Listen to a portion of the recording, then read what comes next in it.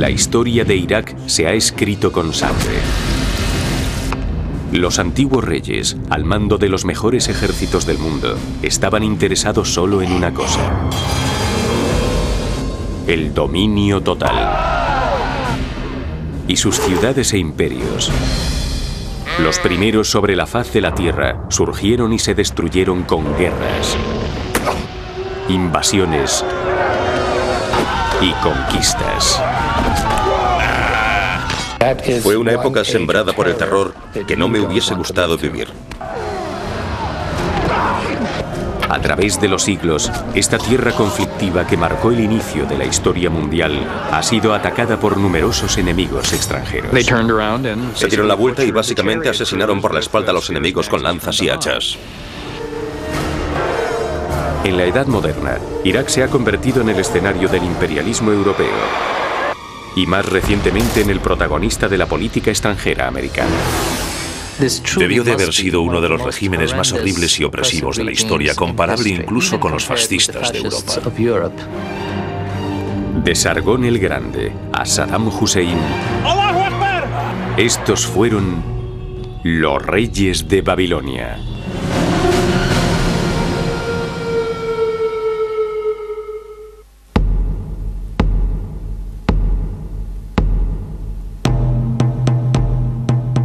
Mesopotamia. La palabra griega que define al antiguo Irak significa región entre dos ríos, el Tigris y el Éufrates. La llanura de Mesopotamia formaba parte de la Medialuna Fértil, un territorio provisto de agua abundante, el ambiente perfecto para el florecimiento de la civilización.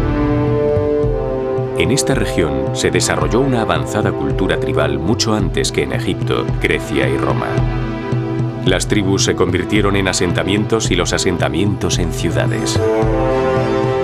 En el 3500 a.C., al sur de Mesopotamia, en una región también conocida como Sumer, surgieron las primeras ciudades del mundo: Uruk y Ur. En este lugar se desarrolló, por primera vez en el planeta, todo lo social, lo político y lo tecnológico que normalmente asociamos a la vida civilizada.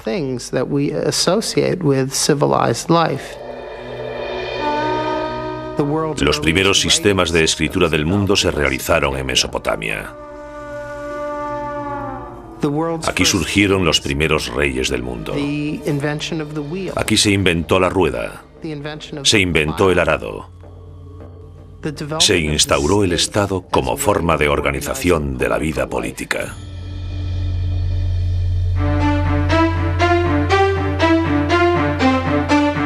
En el 2900 a.C., el conjunto de las 30 ciudades-estado de Mesopotamia apenas formaban un imperio unido.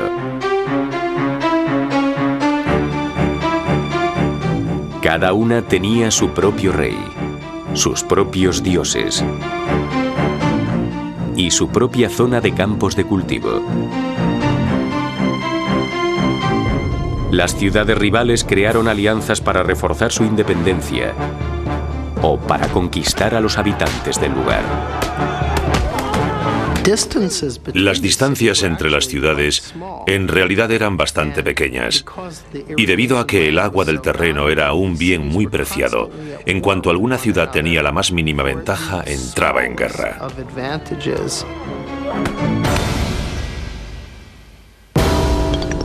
En el 2334 a.C., un rey dominó Mesopotamia, Sargón el Grande. Parece ser que no sobrevivió ninguna imagen de Sargón, pero podemos imaginarnos su aspecto. Tendría el aspecto, al menos en sus retratos, del típico rey mesopotámico, fuerte y poderoso. La forma antigua del nombre de Sargón, Saroquín, significa rey ilegítimo.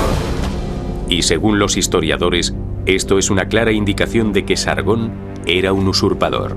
Según cuenta la leyenda, sus orígenes eran iguales a los de Moisés. Sargón era el hijo ilegítimo de una sacerdotisa. Así que tras nacer, lo metió en una canasta que puso en el río y lo encontró un jardinero que le crió. Y de mayor, acabó al servicio del rey de Kish.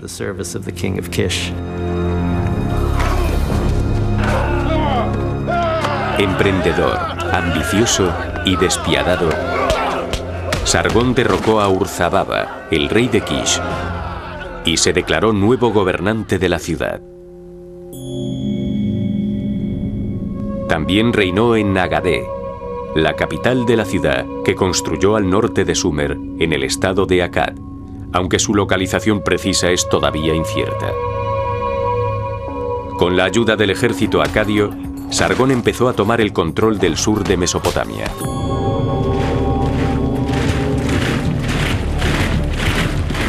Su primera conquista fue la ciudad de Uruk, donde capturó y luego humilló a Lugalzagesi, el rey de Uruk, arrastrándole con una correa. Y tras conquistar Uruk, conquistó otras ciudades del sur de Mesopotamia. Luego parece que por alguna razón decidió no seguir. Él no era como los anteriores reyes sumerios. No le bastaba con lidiar batallas locales. Quería luchar contra lo que se llamaba el mundo conocido. Sorprendentemente, hizo precisamente eso. Durante su reinado de 56 años, Sargón conquistó el norte de Mesopotamia, el norte de Siria y finalmente llegó al Mediterráneo y conquistó el sudeste de Turquía. Sargón construyó el primer imperio del mundo. Fue el primer rey que se hizo con las tierras en las que vivía gente de diferentes nacionalidades, que hablaban otros idiomas y tenían dioses diferentes. Fue muy admirado por los reyes mesopotámicos de aquella época. Estableció las reglas básicas de lo que es ser un verdadero emperador. El imperio de Sargón no era solo único en extensión, sino también en organización. Intentó unificar esta extensa zona y reorganizarla como nadie lo había hecho jamás.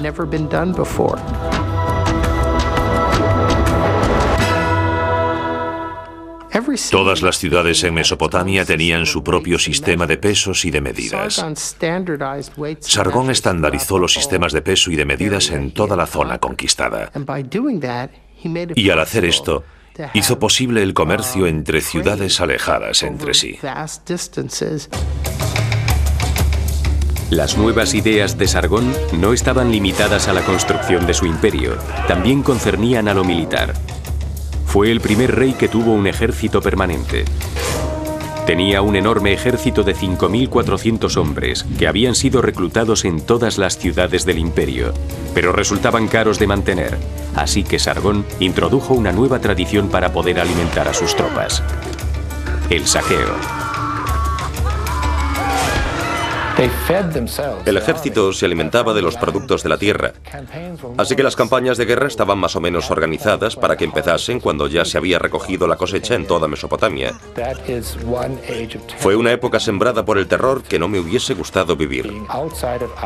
Si vivías en la región de Akkad, pero no formabas parte de la élite, sabías que cada año tendrías que enfrentarte a este tipo de masacre.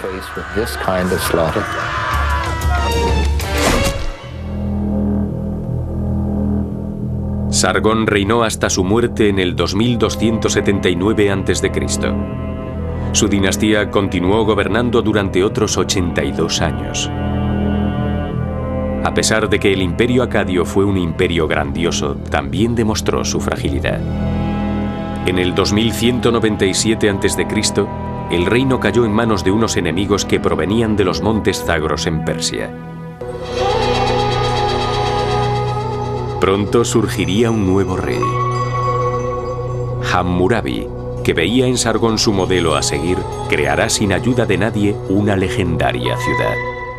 Y de repente aparece en las fronteras con su ejército preparado para luchar.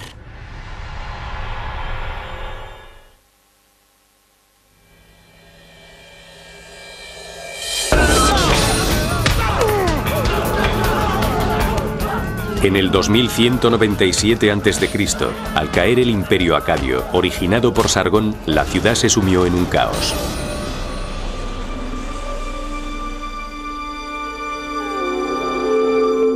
Finalmente, en el 2112, los reyes de Ur consiguieron la estabilidad.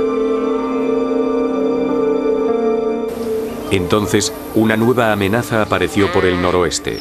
Unos nómadas llamados amoritas sembraron el miedo entre los mesopotámicos. Veían a los amoritas como bárbaros.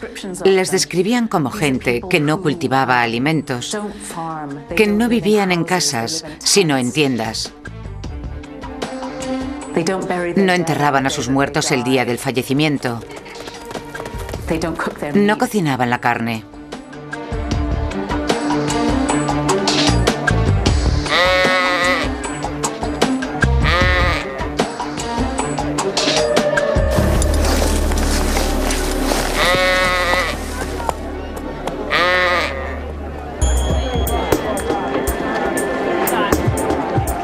Pero no causaron ningún conflicto. En el 1900 a.C., los amoritas ya estaban completamente adaptados a la vida mesopotámica. Se convirtieron en soldados, granjeros y empresarios, y tomaron cargos de gobernador o general. Consolidaron su integración en Mesopotamia fundando dinastías en las ciudades de Isin, Larsa, Esnuna y Babilonia. Al final, la llegada de los amoritas benefició a Mesopotamia. Muchos de los grandes reyes de Mesopotamia fueron amoritas.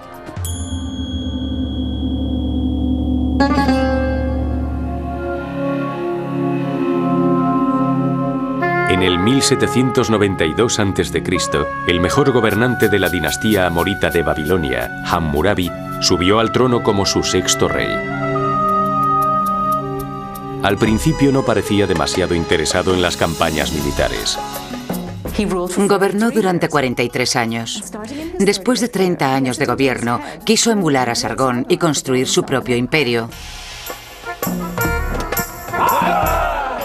Empezó a luchar contra los reinos vecinos, que antes habían sido sus aliados.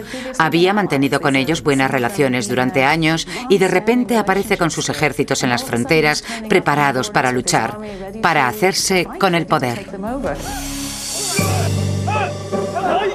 Las campañas militares de Hammurabi se distinguían por la cantidad de rehenes que capturaban para pedir un rescate.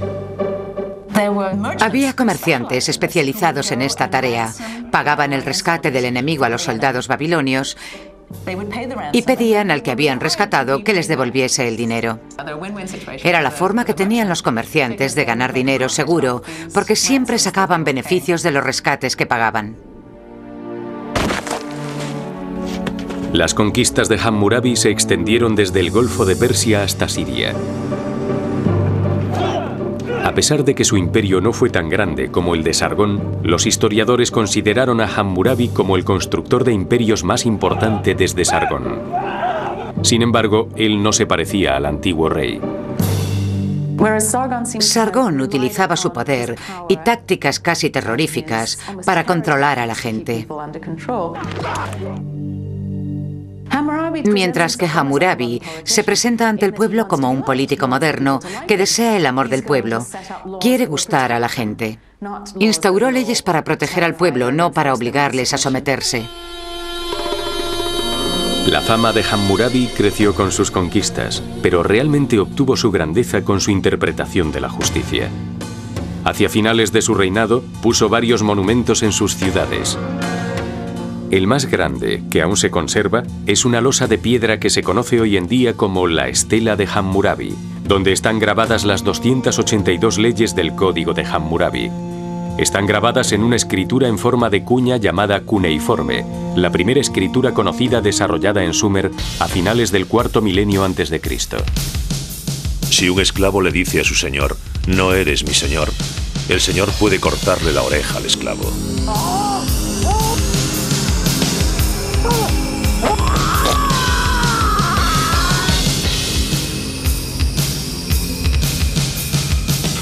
Si un hombre acusa a otro hombre de asesinato sin aportar ninguna prueba, se deberá ejecutar al acusador.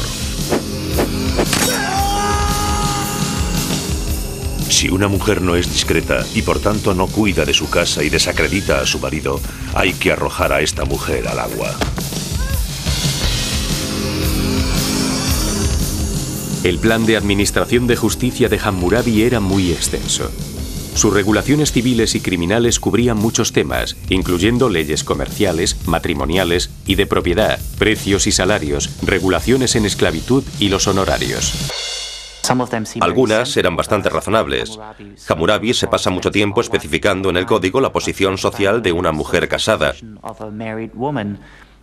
En el caso de que cometiese un error haciendo algo o hiciese algo mal, perdería sus derechos de propiedad. Hoy en día todo esto nos parece muy avanzado y a la vez inesperado. Por otro lado, en el código Hammurabi encontramos pasajes de ojo por ojo, diente por diente, que son totalmente iguales a los bíblicos. La justicia de Hammurabi no era necesariamente equitativa. Los derechos cambiaban dependiendo del estado individual de los ciudadanos, si eran ciudadanos libres, gobernantes o esclavos. Si un ciudadano mataba a un esclavo, podía librarse de ello con el pago de una multa. Si mataba a otro ciudadano, lo más probable era que le matasen a él también por haberlo hecho. Así que definitivamente en el antiguo período babilonio, no todos los hombres eran iguales. El código de Hammurabi no fue el primero en instaurarse. La gente de Mesopotamia ya estaba acostumbrada a seguir los códigos, pero el código de Hammurabi era el más detallado y sofisticado. Tras el reinado de Hammurabi, el sur de Mesopotamia se empezó a conocer como el Reino Unificado de Babilonia. Y Babilonia se convirtió en centro político, cultural y religioso.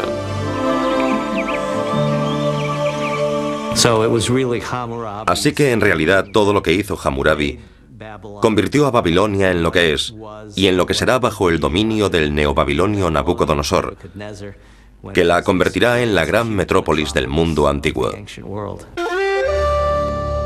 En 1750 a.C., una enfermedad obligó a Hammurabi a cederle el trono a su hijo. En el 1000 a.C., Babilonia ya había formado un estado nacional en el sur. Mientras tanto, la ciudad de Asur dominaba el norte con un estado rival, Asiria. Pronto los gobernantes de la región, como las arenas de los desiertos, llevarán a cabo un increíble cambio. Babilonia luchará por la obtención del poder contra el norte de Mesopotamia, el hogar de los soldados más antiguos del mundo. Los asirios. Los imperios estaban haciéndose cada vez más grandes y más despiadados.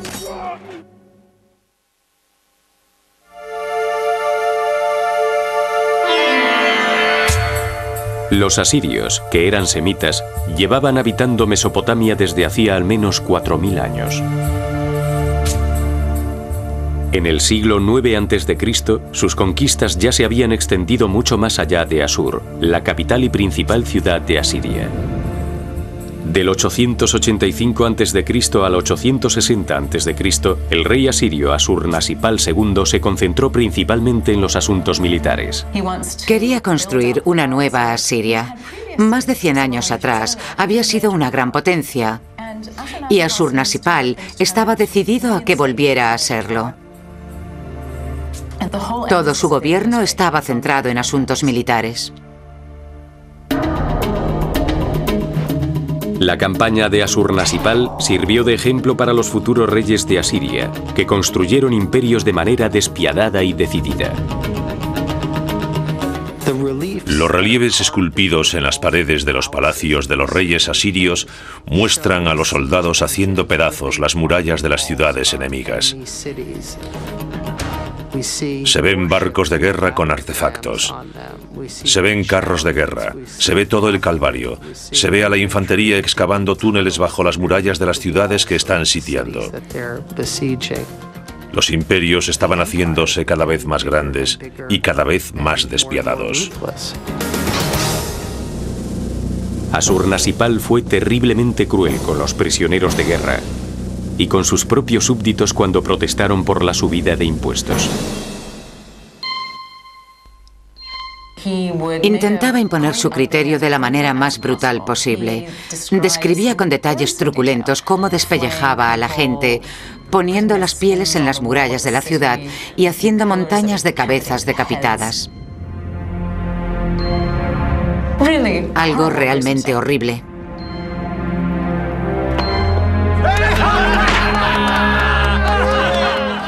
Según los historiadores, es muy probable que esto no lo hiciese en todas partes. Elegía una ciudad y la utilizaba de ejemplo para aterrorizar a todo el mundo.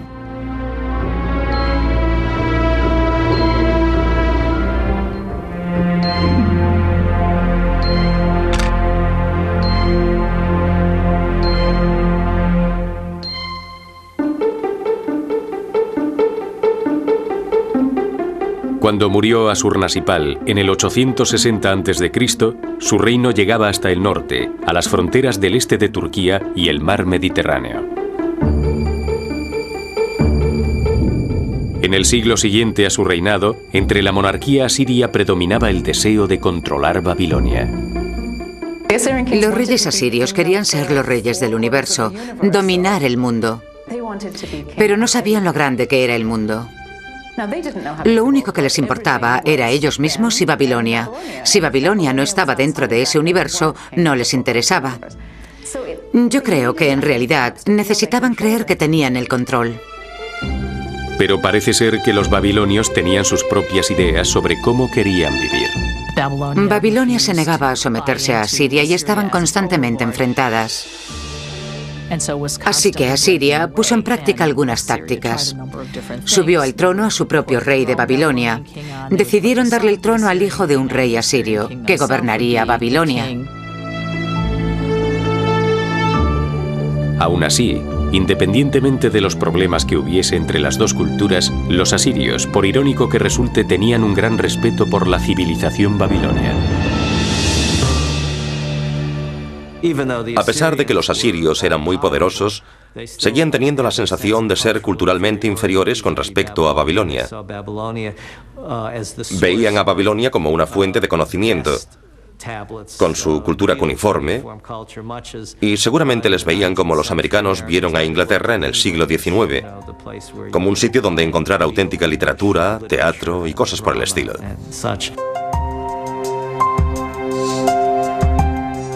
Los asirios también sentían un vínculo muy fuerte con los babilonios. Hablaban el mismo idioma, adoraban a los mismos dioses y vestían del mismo modo. Era una cultura hermana, pero esta era tan antigua que les tenían un enorme respeto.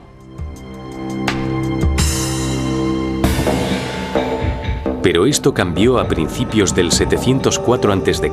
con el reinado del rey asirio Sennacherib.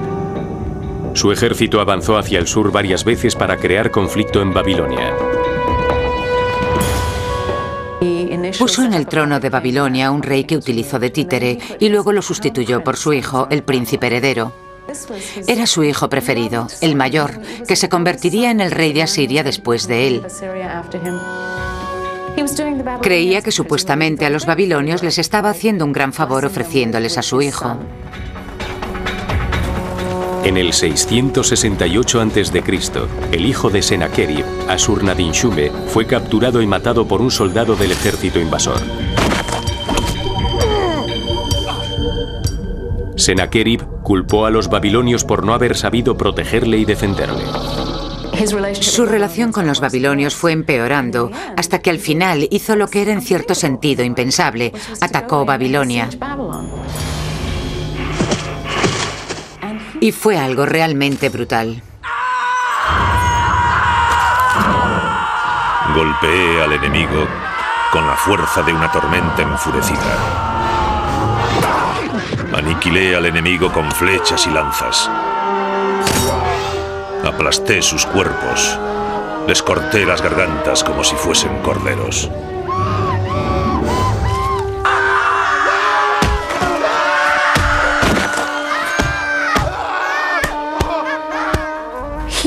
Destruyó la ciudad, quemó los edificios, arrasó los templos,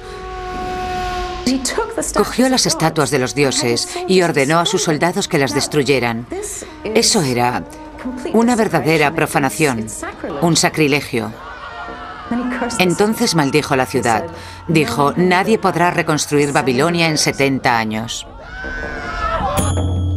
Las acciones de Sennacherib enfurecieron a los asirios, que creyeron que la destrucción de Babilonia atraería la ira de los dioses. Incluso los miembros de su propia familia estaban descontentos con él. Su propio hijo le mató. Circulaban dos historias sobre cómo había muerto. Una era que había sido apuñalado. Y la otra, que su hijo había cogido una enorme estatua de un toro y se la había tirado a su padre, cayéndole a este encima. ¡Qué manera más horrible de morir!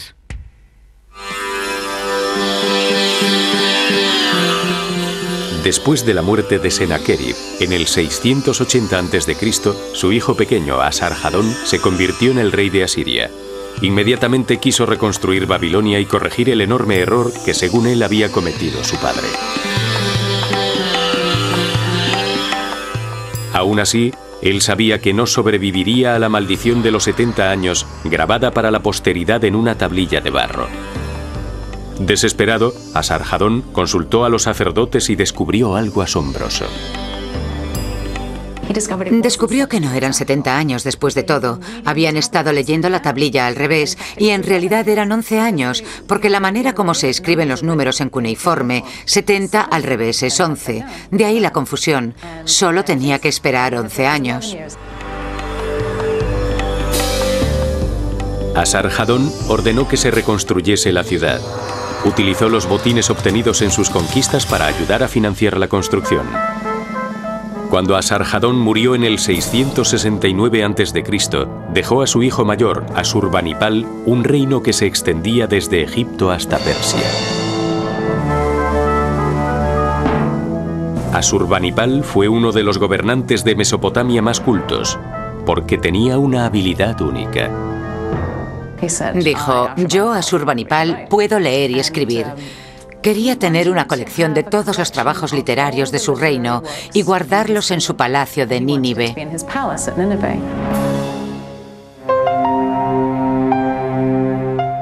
Asurbanipal mandó a sus súbditos a buscar tablillas cuneiformes en los archivos y las escuelas de los templos babilonios. Luego, sus escribientes los copiaban meticulosamente y catalogaban algunas de las 20.000 tablillas que existían, y luego las colocaban en lo que se convirtió en la primera biblioteca del mundo. De toda la colección, Asurbanipal valoraba especialmente los más de 300 textos que, según él, predecían el futuro. Si no se vislumbra la constelación de Aries, el rey será muy desgraciado. Si las estrellas de Orión brillan, alguien influyente conseguirá demasiado poder y cometerá actos malvados. La mayoría de las tablillas tenían que ver con este tipo de adivinación, y para él eran importantes a la hora de gobernar bien, de acuerdo con la voluntad de los dioses, y a la hora de sobrevivir como rey.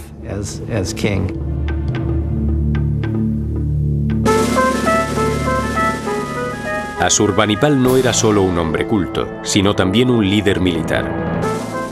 Bajo su mandato, el imperio asirio controló todo Oriente Próximo, la tierra más grande jamás gobernada bajo mandato asirio. Así que para ellos eso era el universo. Pero después de la muerte de Asurbanipal, en el 627 a.C., se lanzarán nuevos ataques contra el imperio asirio. Esta gente inició un movimiento de tenaza sobre la capital asiria.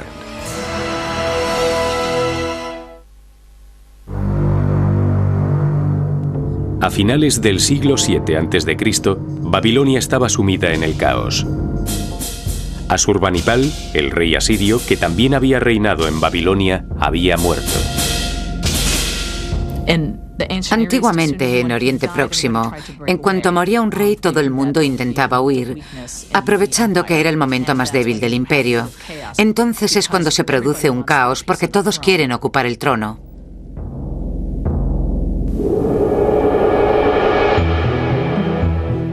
En el 627 a.C., un líder local de origen incierto llamado Nabopolassar empezó a luchar por el trono de Babilonia.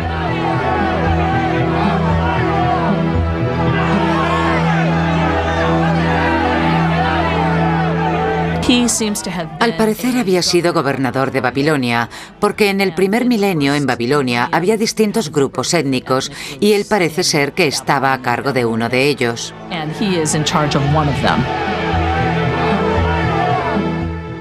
Al obtener la victoria, reclamó el título de rey.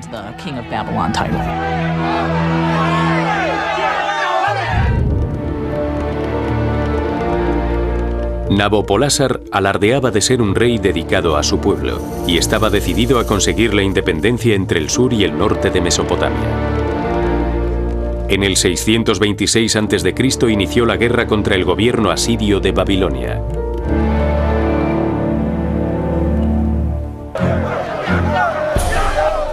En 10 años, Nabopolásar había conseguido dominar totalmente a Babilonia y empezó a amenazar a la capital asiria.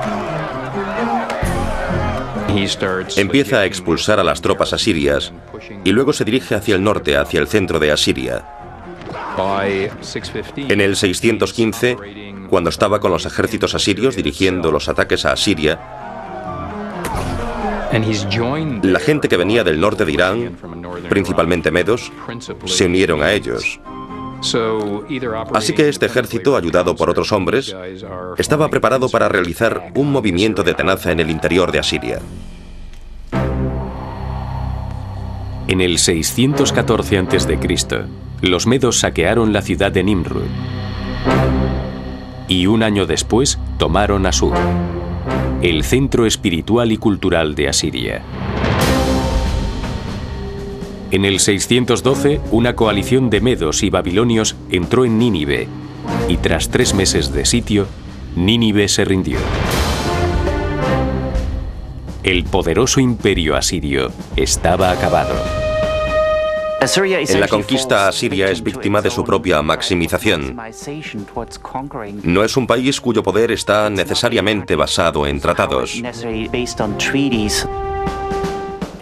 En cuanto el poder asirio empieza a debilitarse, básicamente se queda sola y se derrumba. La victoria de Nabopolásar contra su rival más antiguo fue bastante dulce. Masacraron la tierra de Asiria. La convirtieron en un terreno hostil con un montón de ruinas. Los asirios que años antes habían gobernado a todo este pueblo, ahora herían a la gente con sus armas poderosas. Le entrego a Dios esta hazaña porque su yugo no me pertenece.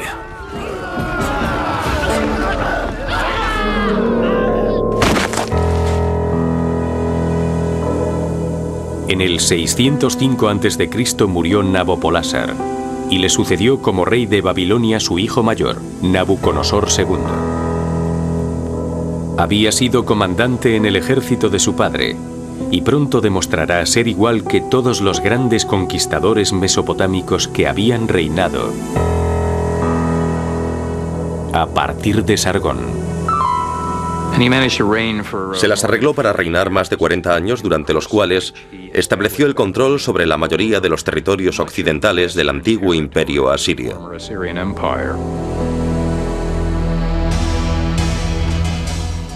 Incluido en el imperio de Nabucodonosor estaba el reino palestino de Judea.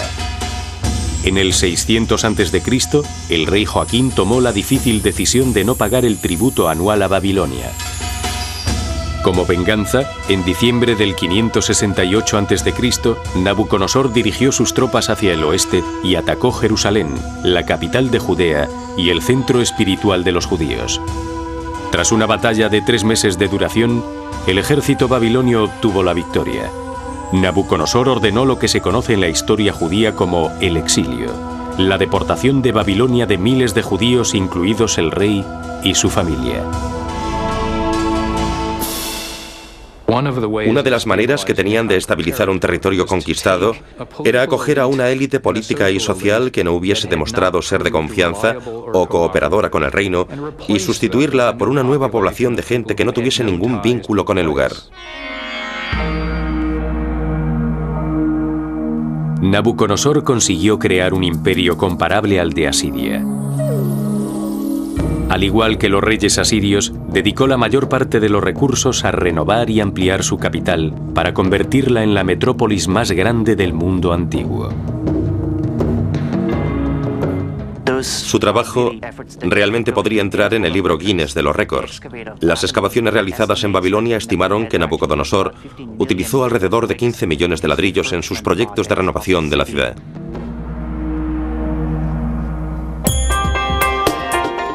Aparentemente, Nabucodonosor era un perfeccionista. La ceremonial Puerta de Ishtar, con su representación de animales mitológicos, fue reconstruida 3 veces. Los leones de la puerta representan a la diosa Ishtar, mientras que un demonio llamado Mushushu representa a Marduk, el dios principal de los babilonios y jefe del panteón mesopotámico. Desde la época de Hammurabi, Marduk ha sido uno de los grandes dioses de Oriente Próximo. No es el dios de nada en particular, pero consiguió conquistar a una diosa malvada llamada Tiamat, la diosa del mar. Él cogió su cuerpo y lo dividió en 2. Con la parte de arriba creó los cielos y con la parte de abajo creó la tierra.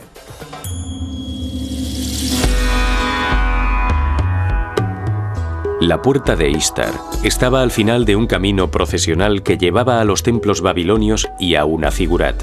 El templo tenía una torre de 98 metros de altura conocida como la Torre de Babel. En la historia de Mesopotamia, los zigurats han sido los símbolos de la arquitectura religiosa. Son estructuras enormes. Construirlas lleva muchas horas de trabajo. Solo un rey con poder y riqueza puede iniciar semejante proyecto y terminarlo. Y parece ser que la Torre de Babel se construyó también para obtener su gloria personal.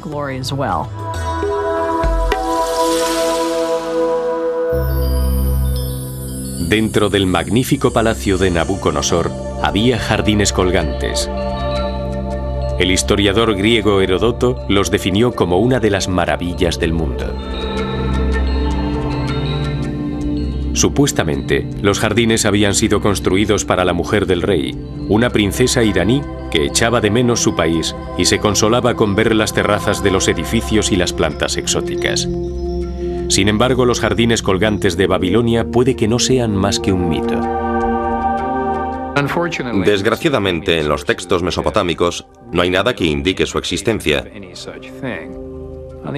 Por otro lado, es cierto que una de las cosas que hizo el rey mesopotámico fue crear impresionantes jardines reales que utilizaba para presumir de las plantas y animales que tenía el imperio.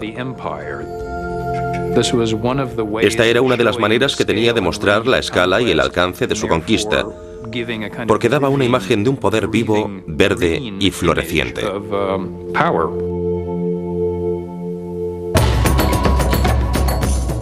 Nabucodonosor murió en el 562 a.C. con 84 años.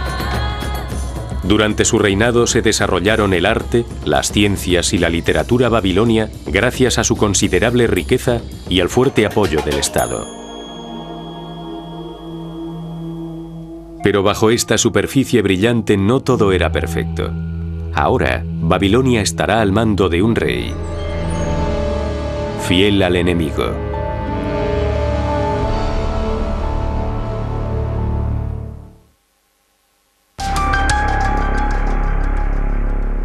En junio del 556 a.C., tras un sangriento golpe de estado, un plebeyo llamado Nabónides se convirtió en rey de Babilonia. Enseguida fue odiado por los sacerdotes y la gente del lugar. No solo declaraba haber sido un súbdito leal del viejo enemigo de la ciudad, Asiria, sino que también ignoraba al dios principal de Babilonia, Marduk, a favor del dios de su madre. Nabónides estaba muy unido a su madre, una sacerdotisa dedicada al dios Sin, el dios de la luna. En el 549 a.C., Nabónides hizo lo impensable. Dejó a su hijo Baltasar al mando durante una década y abandonó Babilonia para construir y restaurar los templos dedicados al dios de la luna en Taima, Arabia del Sur, y Harán, al norte de Mesopotamia. La gente de Babilonia estaba bastante descontenta con Nabónides porque sentían que les había abandonado. Baltasar no se tomó en serio la amenaza que se avecinaba. El imperialismo persa. La dinastía aqueménida del sudoeste de Irán estaba convirtiéndose en una fuerza dominante en Oriente Próximo. Debían su éxito a una formación militar rigurosa. Los muchachos persas aprendían a montar a caballo también como a disparar con arco. Así que los persas eran bastante buenos en todas estas prácticas militares.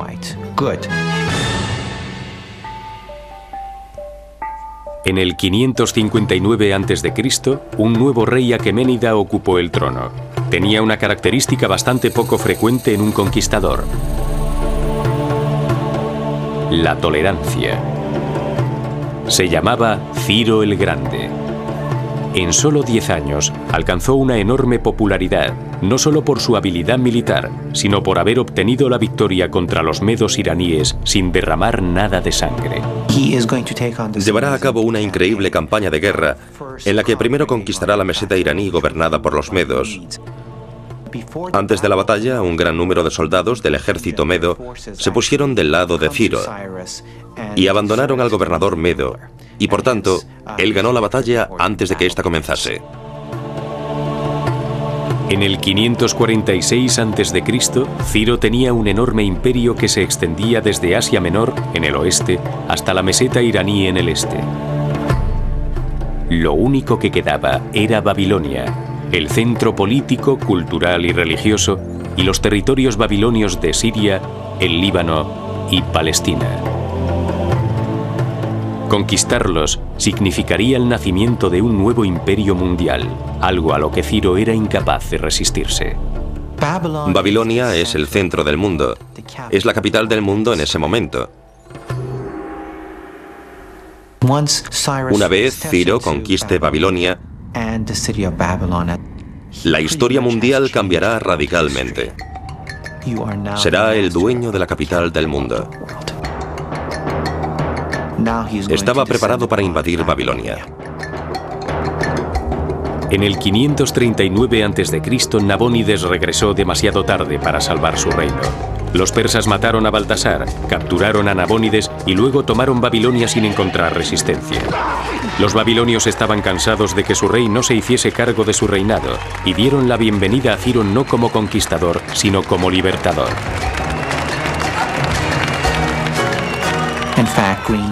De hecho, pusieron coronas de laureles a sus pies. En la ciudad reinaba un estado de paz.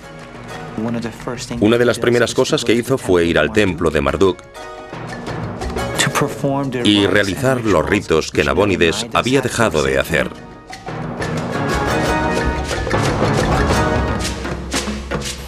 Nabónides fue exiliado a Irán, donde gracias a la política de amnistía persa le dieron un puesto en el gobierno. A Ciro se le otorgó el título de rey de Babilonia y rey de las tierras. Siguiendo una política de generosidad, no de represión, y favoreciendo a las regiones locales, consiguió que sus nuevos súbditos fueran sus aliados más entusiastas.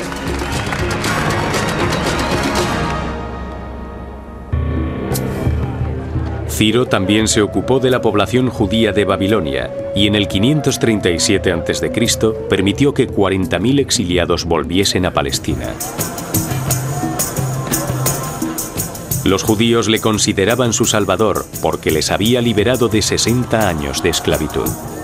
Bajo el gobierno de los reyes aqueménidas, el sur de Mesopotamia floreció durante 200 años. Babilonia seguía siendo el centro económico del imperio y era la residencia de invierno de la corte persa.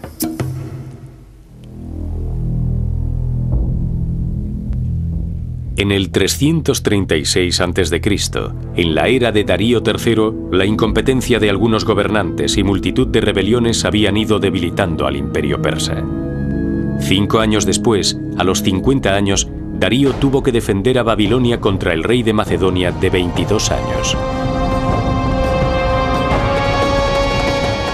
Alejandro Magno.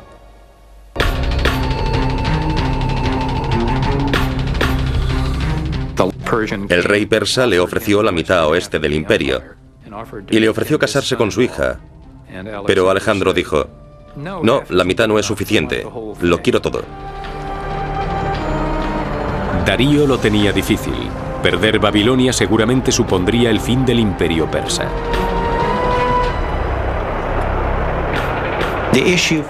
El problema de los persas era que si le cedían Mesopotamia, la meseta iraní se quedaría al descubierto. Y por tanto Darío tenía que oponer resistencia en Babilonia. Era muy importante que la batalla la ganasen los persas. Octubre del 331 a.C. Darío y Alejandro se preparan para luchar en Gaugamela, al norte de Mesopotamia. Darío está seguro de su victoria. Los persas fueron los que eligieron el campo de batalla, y según los textos griegos sobre esta batalla, incluso prepararon este campo de batalla lo mejor posible para poder beneficiar a su ejército. Era un valle muy abierto, una llanura muy extensa, y la eligieron porque allí ellos podían utilizar sus carros de guerra con más facilidad. De hecho, el arma secreta de Darío era un nuevo carro de guerra con el que creía que obtendría una gran ventaja. Eran carros de guerra grandes y pesados, y habían colocado espadas en las ruedas, espadas rotantes que supuestamente iban a ser como gigantes terribles que atacarían a toda la infantería y provocarían semejante escabechina que los soldados del ejército se verían obligados a rendirse. Pero Darío subestimó a Alejandro, que tenía su propio as en la manga. Su infantería había estado practicando durante bastante tiempo este tipo de ataque. Así que cuando los carros de guerra se acercaron, ellos se movieron hacia un lado. Los carros pasaron de largo. Ellos dieron la vuelta y su estrategia consistió en coger las lanzas, las hachas y matar por la espalda a los que iban en los carros. Fue toda una estrategia. Atacaron por la espalda al ejército más poderoso. Después de casi un día de lucha, Darío abandonó el campo de batalla envuelto en una nube de polvo, y Alejandro tomó posesión de Babilonia. Tenía grandes planes para Babilonia. Babilonia iba a ser uno de los centros principales del imperio que estaba formando. Ya había empezado algunos proyectos de edificación allí. Mandó a una flota a explorar el Mar Rojo. Empezó a construir instalaciones navales por el Tigris y el Éufrates y cerca de la desembocadura del Golfo, para que las ciudades situadas más arriba de Irak pudieran ser más accesibles en barco.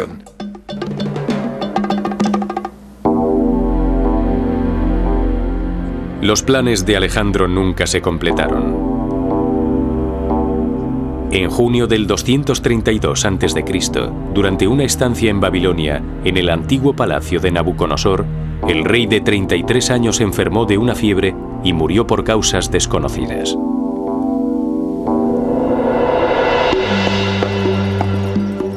Después de la muerte de Alejandro, su imperio fue dividido entre los generales que habían luchado a su lado. El poder político pasó de Babilonia a la nueva ciudad de Seleucia, en la orilla oeste del río Tigris, en Mesopotamia. Babilonia ya no era la capital del imperio, y tampoco era la capital del territorio. Así que en ese momento se produjo un declive, pero probablemente pasará bastante tiempo antes de que Babilonia se convierta definitivamente en una ciudad abandonada. Hoy en día, los restos de Babilonia están esparcidos por todas partes. Solo se conservan algunos asentamientos situados cerca del río Éufrates, a 96 kilómetros de Bagdad.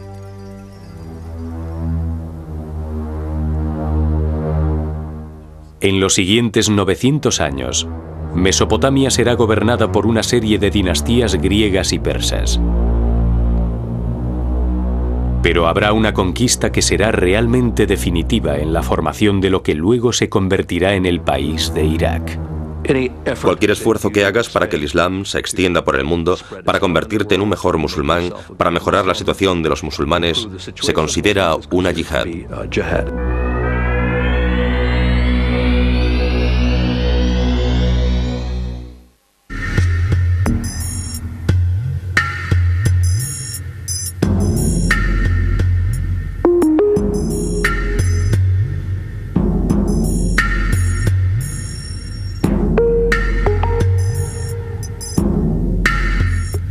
reyes de Babilonia.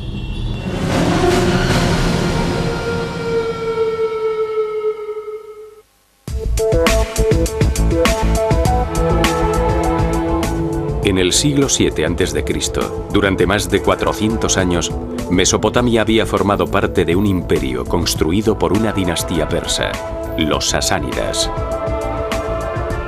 De hecho, estaba justo en el medio del extenso territorio de los sasánidas, que se extendía desde la India y Turquía hasta Irán, Siria y el Mar Rojo. Pero en el 634 después de Cristo, el ejército árabe se empezó a cuestionar la dominación por parte de los sasánidas. Como musulmanes, los árabes seguían una religión llamada Islam y creían que al luchar contra los sasánidas estaban sirviendo a Dios. La palabra utilizada para servir a Dios era yihad. Yihad normalmente se traduce hoy en día como guerra santa. En realidad significa esfuerzo, así que cualquier esfuerzo que hagas para que el Islam se extienda por el mundo, para convertirte en un mejor musulmán, para mejorar la situación de los musulmanes, se considera una yihad. Se considera un esfuerzo para servir a Dios. Según la tradición islámica, el profeta Mahoma es un mensajero de Dios, o de Alá. Para evitar que se le idolatrase, no se permitía ninguna imagen de él. Mahoma, un comerciante de la ciudad de la Meca, estaba bastante molesto con el tipo de negocios que se estaban haciendo a principios del siglo VII. El surgimiento del comercialismo había traído consigo un rechazo a los pobres y a los huérfanos, como solía llamarlos él. Así que decidió recluirse en unas cuevas que había alrededor de la Meca. Y allí, en el año 612, oyó voces. Estaba convencido de haber oído la voz del arcángel Gabriel, diciéndole que Dios le había elegido para ser su mensajero.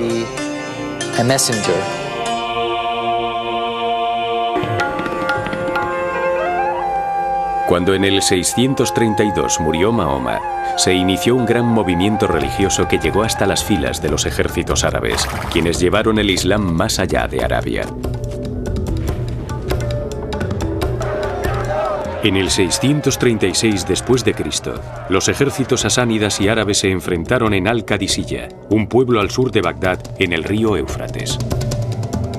Bajo el mando de su mejor comandante, Rustum, los sasánidas tenían un ejército enorme de 12.000 hombres.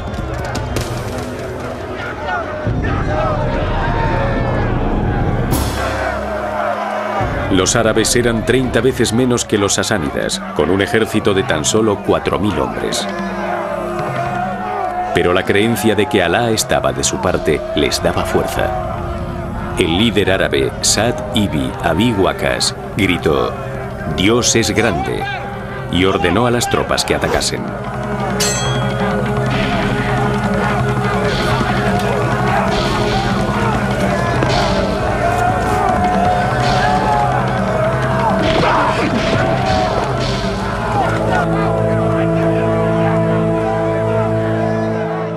Pero no podían competir con los tanques del ejército sasánida. Sus elefantes hicieron estragos en las tropas árabes.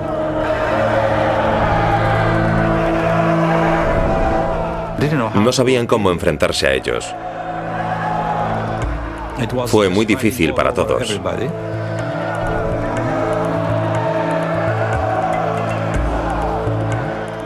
Y al final encontraron una forma de atacar al elefante, en la trompa. Fue su mejor idea, golpear al elefante en la trompa. Empezaron a hacer eso.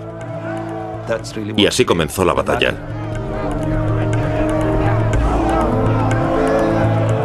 Al final del cuarto día de lucha sangrienta, 30.000 hombres habían muerto. Y Rustum fue asesinado al intentar huir. Las tropas sasánidas, confusas y atemorizadas, abandonaron sus puestos y salieron corriendo. Los árabes habían obtenido la victoria. Y la batalla de Al-Qadisiyah selló el destino del imperio sasánida.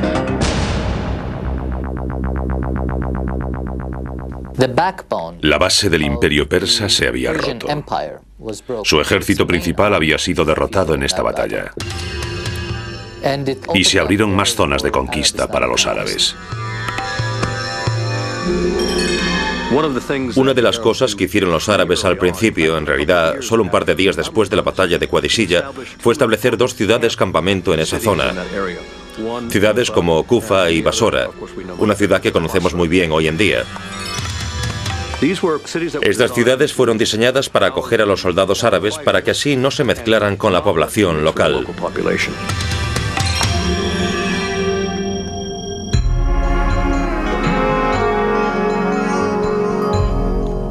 A mediados del siglo VII, los árabes controlaban Mesopotamia y la meseta iraní hasta Asia Central. Algunos historiadores creen que a partir de este momento, Mesopotamia ya recibía el nombre de Irak. Los historiadores no consiguen ponerse de acuerdo sobre esto. Algunos dicen que el nombre probablemente derivó de la antigua ciudad-estado de Sumer llamada Uruk. Una versión más aceptada es que el nombre derivó de la palabra semita que se utiliza para describir la costa al borde del río.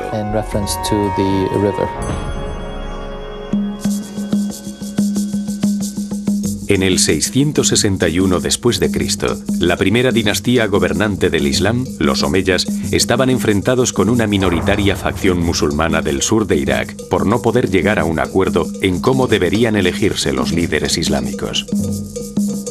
El clan rico, los omeyas, movieron la capital del Islam de Medina, en Arabia, a Damasco y utilizaron al ejército sirio para expandir el imperio árabe.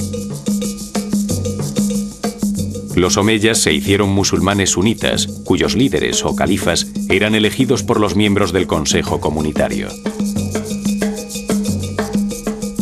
Sin embargo, la comunidad religiosa más devota de Irak, los llamados musulmanes chiitas, no reconocían la autoridad del califa omeya.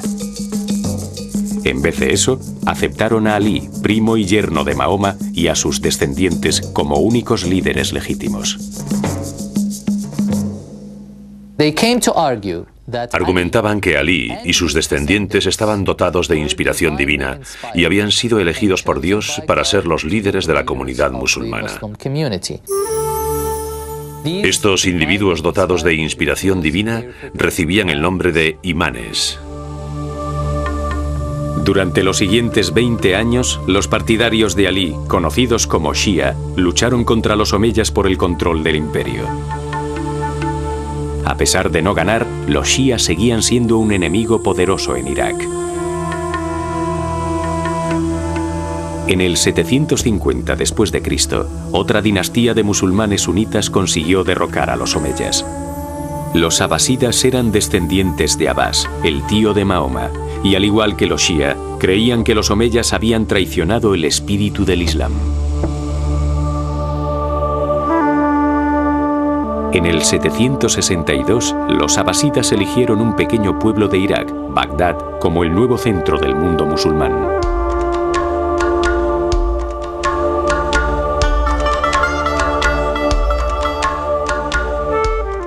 Es fácil llegar en carromato porque estaba situada en la orilla oeste del Tigris, al este del Éufrates, lo que significa que estaba casi completamente rodeada de agua y por tanto era más fácil de defender. Un grupo de 100.000 trabajadores transformó Bagdad en una bulliciosa metrópolis. En tan solo 4 años.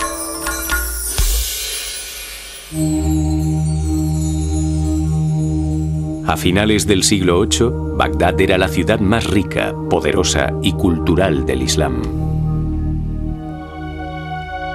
Sin embargo, durante los 3 siglos siguientes, la capital del Islam sufrió la agitación política de una guerra civil.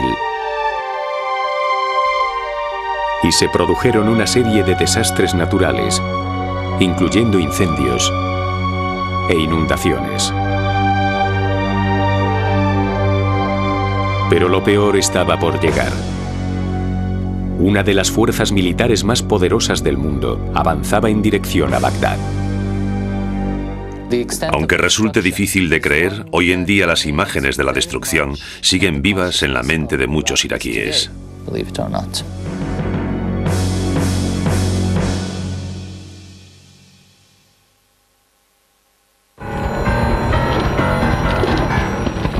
A principios del siglo XIII, un temible guerrero, Gengis Khan, formó un ejército casi invencible de nómadas mongoles procedentes de Asia Central. Inició la conquista de un enorme territorio que sería completada por sus hijos y nietos. En el 1257, Hulago, uno de sus nietos, lideró la conquista de la capital del Imperio Islámico, Bagdad.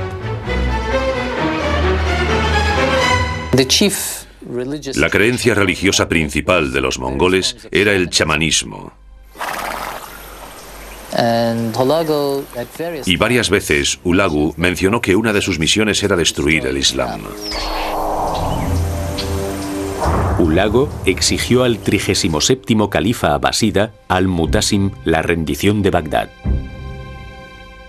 Quemaré vuestra ciudad, vuestra tierra, os quemaré a vosotros.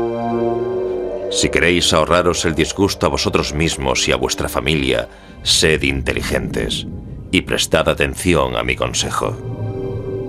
Si no lo hacéis, veréis cuál es la voluntad de Dios. El califa respondió diciendo: no te atrevas a atacarme, porque si lo haces, el mundo musulmán vendrá a apoyarme. Y resultó que el mundo musulmán no hizo nada, y Bagdad se enfrentó al terrible ataque de los mongoles.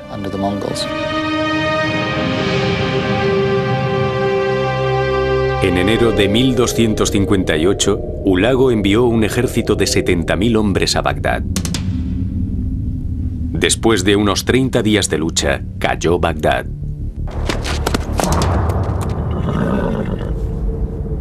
Y Hulago decidió cumplir su amenaza. Mató al califa, lo envolvió en una alfombra y luego o fue arrollado por caballos o le dieron una paliza tremenda.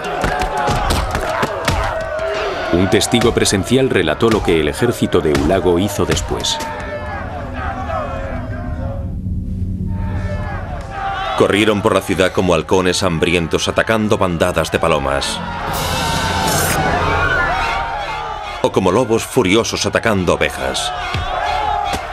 Multitud de caras sin nombre asesinaban sin piedad y sembraban el terror en la ciudad. Seguramente unas 100.000 personas fueron asesinadas. Hubo varias semanas de saqueos.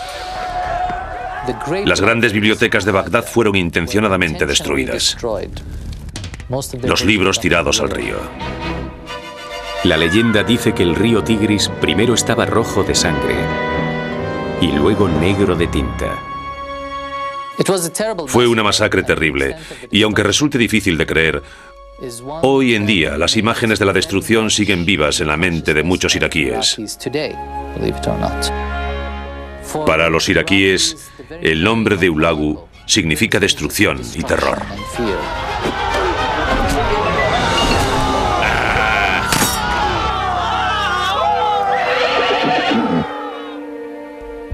Hulago murió en el 1265. Pero su dinastía, conocida como Dinastía Khan, gobernó el territorio de Irak, el este de Anatolia, el Cáucaso e Irán desde la ciudad iraní de Tabriz. El daño producido por la invasión mongol permaneció latente en Irak durante más de 2 siglos. Irak es continuamente escenario de la devastación, de las invasiones, de la inestabilidad y de un declive económico generalizado. Estos son los años más oscuros de Irak en todos los sentidos.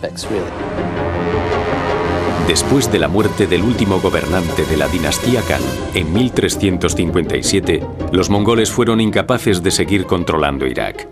La región estaba empezando a debilitarse bajo el mandato de un puñado de hombres de la zona, hasta que en el siglo XVI Irak se convirtió en el campo de una batalla religiosa entre los 2 imperios vecinos, los persas safávidas y los turcos otomanos. Los otomanos, que eran musulmanes sunitas, habían creado un imperio atacando el territorio cristiano bajo control bizantino, porque consideraban que era su deber, una yihad. Cuando en 1453 los otomanos conquistaron Constantinopla, cambiaron el nombre de la capital bizantina por Estambul. Los otomanos eran la mayor fuerza militar de finales de la Edad Media e incluso de principios de la Edad Moderna. Fueron los primeros en introducir los rifles en su infantería, y los ejércitos otomanos demostraron ser invencibles.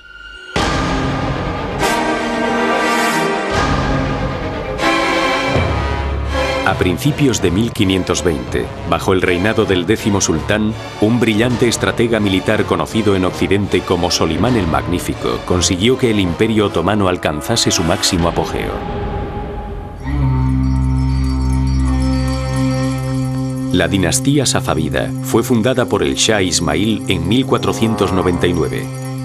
El Estado safávida proporcionó las bases territoriales y sociales del Irán moderno.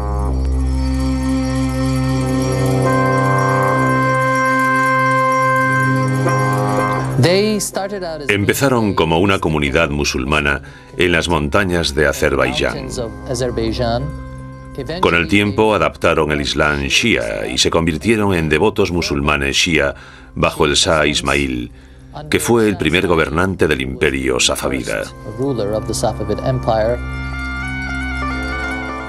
Impusieron el Islam shia a la población de las zonas conquistadas. El Shah Ismail invadió Irak en 1508. En parte para tomar el control de las dos ciudades chiitas más sagradas, Nayaf y Karbala.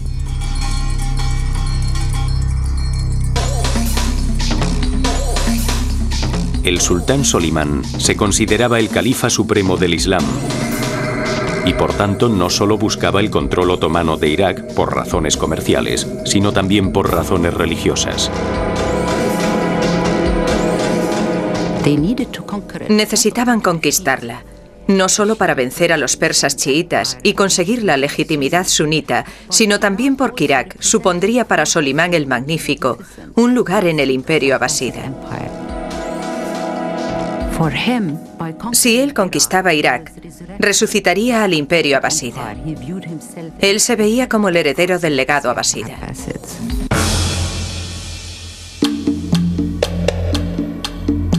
Solimán inició la conquista de Irak en 1533. Sorprendentemente, en 1534 conquistó Bagdad, la excapital abasida, sin apenas luchar. Bagdad se rindió fácilmente ante los otomanos. Los sunitas se dirigieron a Solimán y le dieron las llaves de la ciudad diciéndole: por favor, tome el mando. Llevamos mucho tiempo sometidos a los safávidas y necesitamos que usted tome el mando. A pesar de la victoria de Solimán en Bagdad, los otomanos y los safávidas continuaron luchando por el control de Irak, incluso después de la muerte del sultán en 1566. Al final, en 1638, los safávidas fueron expulsados para siempre e Irak entró a formar parte del Imperio Otomano. Pero durante los siguientes 2 siglos, a los descendientes de Solimán les costaría gobernar la región.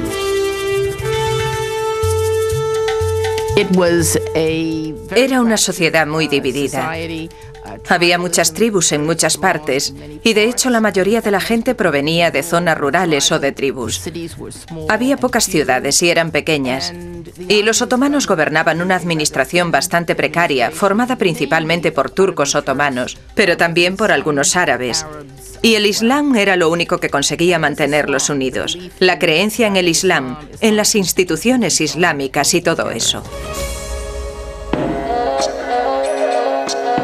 A principios del siglo XIX, los otomanos designaron una autoridad central en la región. La dividieron en 3 distritos administrativos que se convertirían en los precursores del Irak moderno: Mosul, Bagdad y Basora. De hecho, Basora, cerca del único acceso de Irak al Golfo Pérsico, estaba convirtiéndose en un centro de comercio internacional. A principios del siglo XX, los otomanos se enfrentaron a tropas extranjeras que le habían echado el ojo a su riqueza. Se sabía que antes o después iban a encontrar petróleo al otro lado de la frontera, en lo que era entonces el Irak otomano.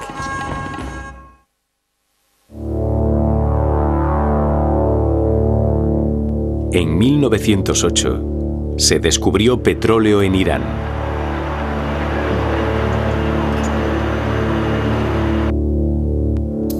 Winston Churchill, comandante de la Marina Británica, estaba convencido de que el petróleo, no el carbón, era el combustible del futuro. En 1909 se fundó Anglo-Persian Oil Company para desarrollar esta nueva industria.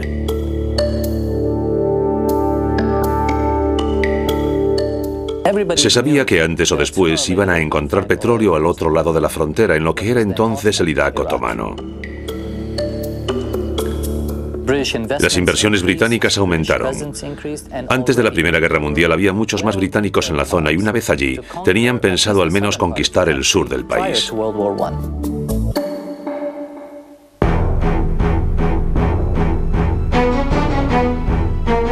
El 1 de agosto de 1914, Alemania, que ansiaba obtener más poder e influencia internacional, declaró la guerra a Rusia. Comenzó la Primera Guerra Mundial.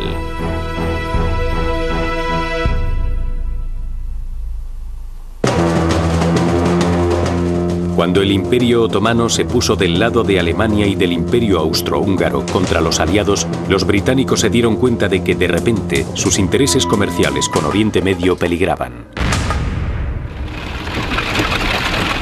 En noviembre de 1914, el ejército británico ocupó Basora para proteger las refinerías de petróleo de la Anglo-Persian Oil Company cerca de Irán.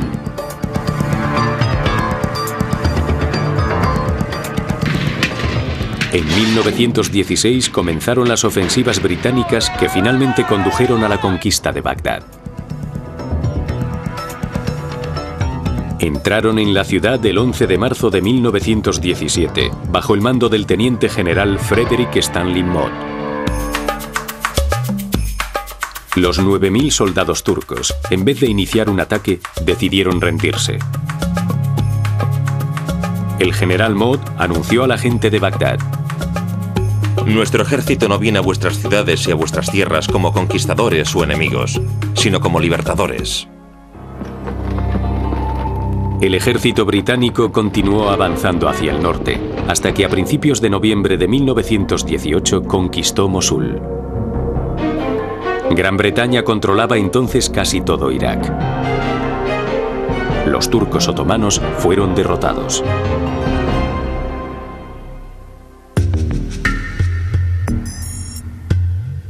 Los iraquíes y los árabes de otras provincias otomanas de Oriente Medio esperaban que su sueño de un futuro gobierno propio al final se hiciese realidad. En la Primera Guerra Mundial empezó a formarse una especie de movimiento nacionalista árabe, y muchos oficiales del ejército árabe, soldados civiles e intelectuales que habían sido educados en Estambul, estaban en contra de someterse al control de los turcos.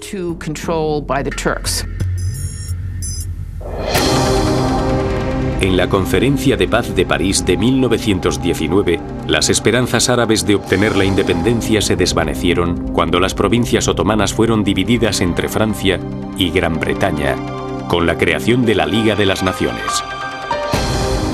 Irak, al igual que Palestina, quedó bajo el mandato de Gran Bretaña. Se consideraba que estos países estaban casi preparados para la independencia, pero que necesitaban la ayuda de las potencias extranjeras para prepararse para ella, lo que ahora llamamos la construcción de una nación. Arnold Wilson era el administrador del mandato británico. Aseguró que el interés de Gran Bretaña era civilizar a Irak, a Mesopotamia, y que esto solo se podría hacer a través de un mandato británico en el país. Por tanto, dejó de lado cualquier posibilidad de participación iraquí en el gobierno de su país.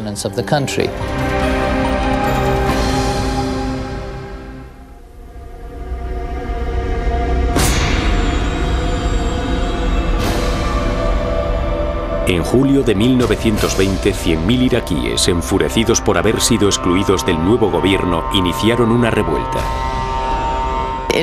Desde el punto de vista iraquí, esta fue la primera rebelión nacional contra el colonialismo británico. Los británicos tardaron 3 meses en acabar con la revuelta. En 1921, el secretario de las colonias, Winston Churchill, estaba decidido a acabar con el mandato británico y poner al mando de Irak a un rey que fuese del gusto de británicos y árabes. Eligió al príncipe Faisal al-Hussein como gobernante del nuevo estado. Faisal no era iraquí, sino que era un miembro de los hashemitas, la familia que gobernaba la Meca. Faisal era descendiente de Mahoma y por tanto tenía como una especie de credenciales religiosas. Poseía el título de nacionalista árabe porque había sido el líder de una revuelta contra los otomanos en el nombre del Islam. Se le consideraba un líder bastante moderado y dispuesto a adaptarse a los intereses británicos. En agosto de 1921, Faisal fue elegido rey de Irak en un dudoso referéndum. La monarquía hashemita era considerada por muchos iraquíes como extranjera. El verdadero problema era que veían a la monarquía como una especie de herramienta de los británicos y fue el mandato británico en sí mismo lo que generó esta oposición. El control británico no podía evitar que el rey Faisal condujera a Irak hacia un estado más libre. En octubre de 1932, el rey exigió que se admitiese a Irak como estado independiente en la Liga de las Naciones.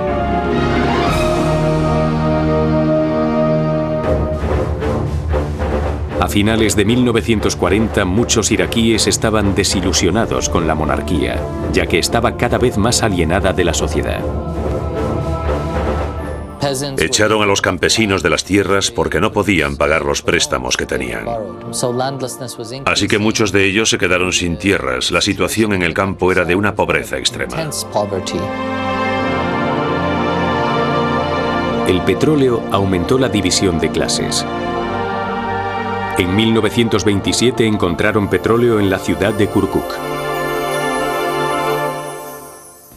Esto permitió al gobierno disfrutar de una fuente de riqueza que no dependía de la sociedad. No tenía que preocuparse de los contribuyentes y sus necesidades. Todos los fondos del gobierno iraquí se sacaban justo de la tierra, así que no dependían de nadie. Y eso provocó que el gobierno se volviera más arrogante y se aislara cada vez más. La desigualdad y la miseria social intensificó los sentimientos nacionalistas árabes anti-Occidente. Surgen ideologías, especialmente marxista-leninistas, que empezaron a influenciar a la gente que estaba luchando contra el colonialismo y el control del imperio británico.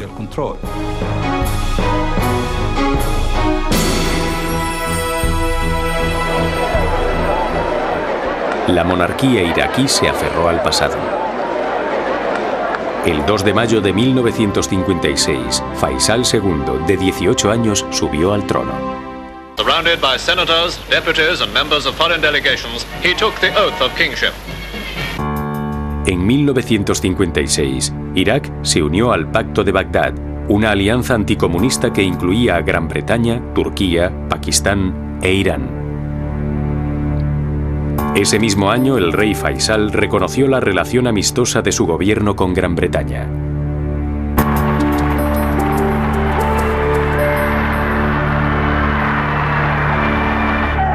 Dos años después, el rey fue asesinado.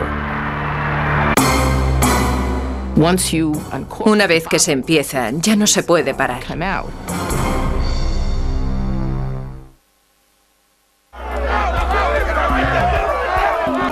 Desde 1950, un fuerte nacionalismo invadió Irak. Decididos a acabar con la monarquía, un grupo militar llamado el Movimiento de Oficiales Libres dieron un golpe de Estado el 14 de julio de 1958. Explosive news from the Middle East. A military coup and mob revolt in Iraq topples King Faisal from the throne. Terminó en solo unas horas. Se produjo una sangrienta masacre en el Palacio Al-Zuhor, en la que murió el rey Faisal, de 23 años. They tore him to pieces, they mutilated his body, they cut his feet off, they cut his head off, his hands, and then they hanged him for everyone to see.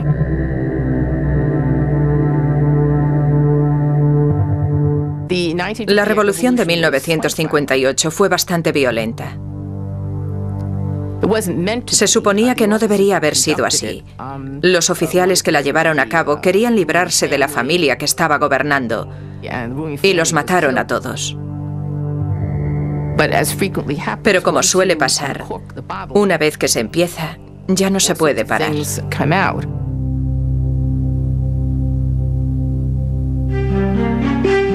El líder de la revolución, el general Abdul Karim Qasem, se convirtió en primer ministro de la nueva República de Irak. Our revolution is a real reaction against tyranny and corruption. Our foreign policy is to work for peace and cooperate with the other nations. We are friendly to all peace-loving nations on the basis of mutual interest.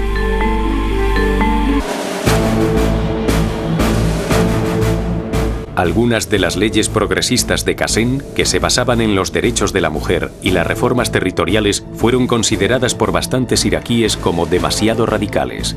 Los iraquíes empezaron a apoyar a Baas, un partido de derechas que surgió en Irak a principios de los 50. Todos los que temían al movimiento de izquierdas en Irak se inclinaron por el partido Baas, el más militar, más organizado y más cruel de todos los partidos de derechas.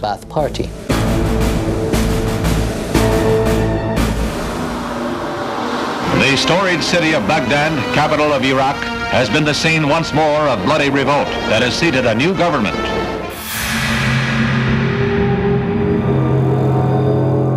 El 8 de febrero de 1963, una coalición de baasistas y oficiales árabes nacionalistas dieron un golpe de Estado para derrocar a Qasem.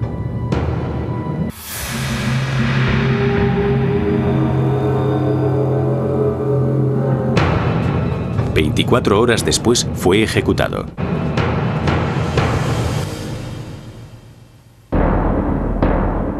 En 1958, un antiguo colaborador de Qasem, el coronel revolucionario Abdul Salam Arif, asumió la presidencia. Tras el golpe de Estado, Arif y su ejército de aliados árabes nacionalistas demostraron ser más hábiles que los baasistas, tomando el control del Estado.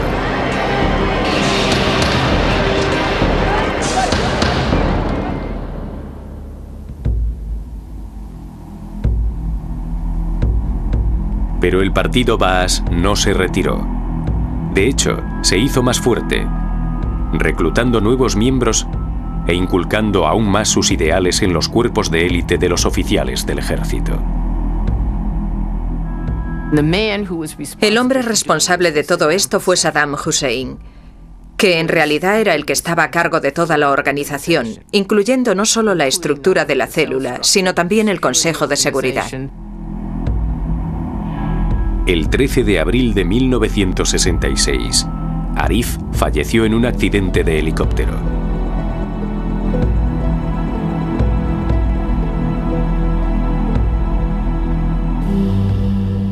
Le sucedió su hermano Abdul Rahman, un líder más débil y sin experiencia en política militar.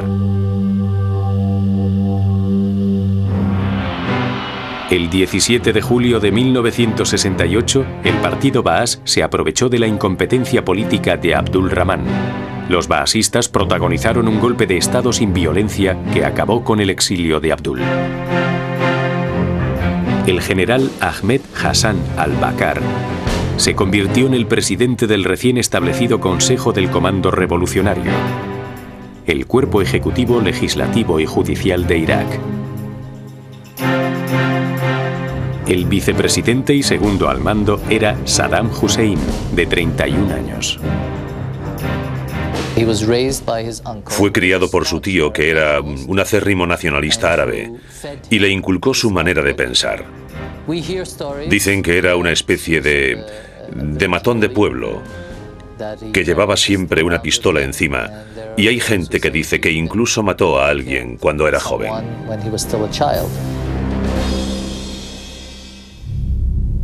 Saddam estaba a cargo de la seguridad interna.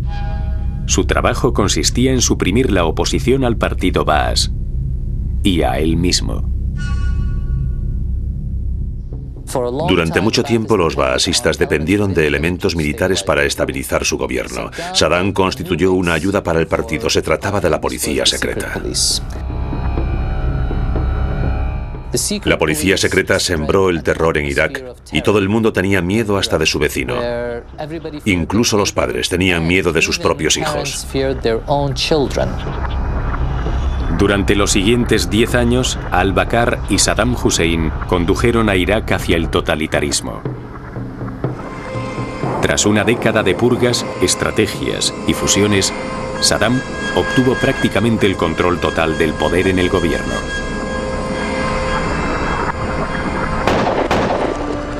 No es extraño que al-Bakr decidiera dimitir alegando mala salud. El 17 de julio de 1979, Saddam se puso al frente de la política iraquí y se proclamó nuevo líder de Irak.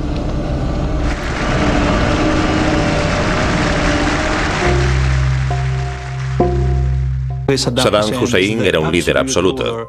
Era jefe de un partido al mismo tiempo que del Estado, con lo cual lo abarcaba todo. Por tanto, con su gobierno unilateral y su toma de decisiones unilaterales, realmente consigue que el país vaya de mal en peor. The Iraqi troops stormed across the border and occupied the oil-rich emirate of Kuwait. La decisión de Saddam de invadir Kuwait en agosto de 1990 dio lugar a una reacción internacional que condujo a la Guerra del Golfo en el 91.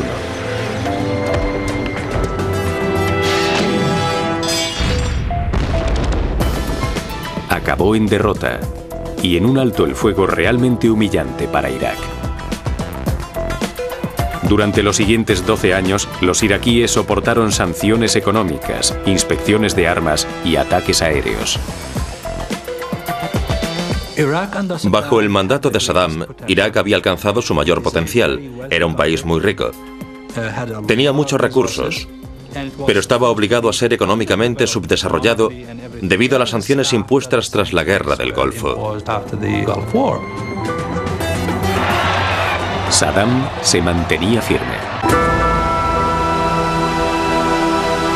This is a regime that has something to hide from the civilized world.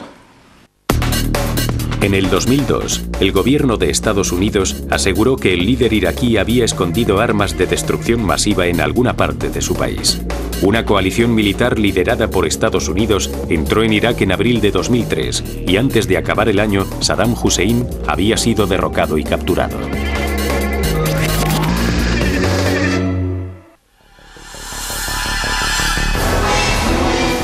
Irak ha tenido una larga tradición de violentas conquistas y ocupaciones. Desde los tiempos de guerras en la antigua ciudad-estado, a las batallas para conseguir Babilonia o Bagdad, o las revueltas y revoluciones de tiempos más recientes, muchos han buscado el control de Irak. Es una tierra que tiene mucha riqueza histórica. En el pasado tenía riqueza comercial y agrícola. En el presente, riqueza petrolífera, y eso ha invitado constantemente a las invasiones.